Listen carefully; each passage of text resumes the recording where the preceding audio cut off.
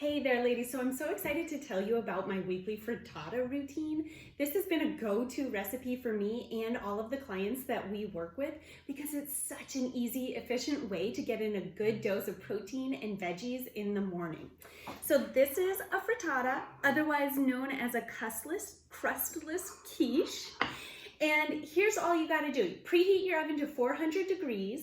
Then you're gonna take about 10 eggs. I say about, look, you don't have to be too crazy precise about this. 8 to 12 eggs. You put them in a bowl, whisk them up, and then you mix in all of the veggies that you have on hand. My personal favorite are roasted sweet potatoes because it makes it sweet and creamy. But then you can use any kind of green vegetable you have, lots of spinach. You could use kale, Swiss chard. You could cut up some peppers in there, get creative, make it beautiful.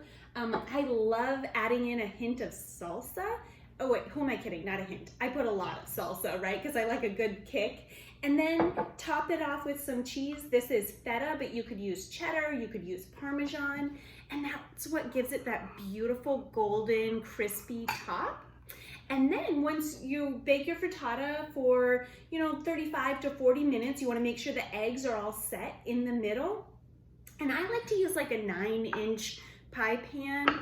And then when it comes out, you let it cool, you slice it into 5 or 6 wedges, and you've got your power snack ready to go. I hope you love it.